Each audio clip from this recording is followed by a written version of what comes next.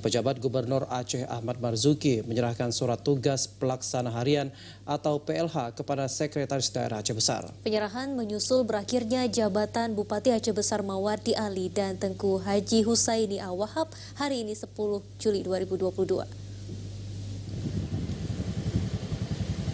Dalam surat telegram yang ditandatanganinya 8 Juli kemarin, pejabat Gubernur Aceh menyatakan penunjukan pelaksana tugas guna mengatasi kekosongan pimpinan kepala pemerintahan di Aceh Besar.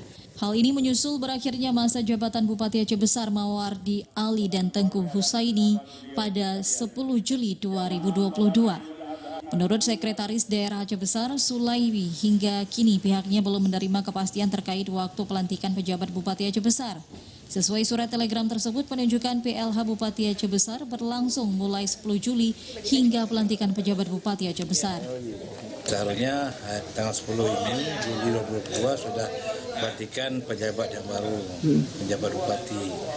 Tapi ini belum terlaksana, mungkin karena memang hari Lebaran, di hari pertama Lebaran.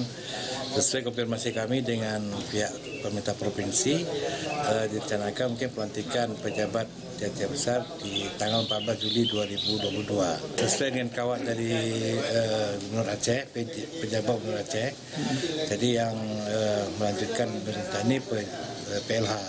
Jadi mulai tanggal 10 sampai pelantikan penjabat Bupati Aceh Besar, berarti saya laksanakan oleh pelaksana harian. Selain Banda Aceh dan Aceh Besar, sebanyak 170 kepala daerah akan mengakhiri jabatannya pada tahun 2023 atau menjelang pelaksanaan pemilu serentak 2024 mendatang. Dari Aceh Besar, Arman Konadi, TVRI Aceh melaporkan.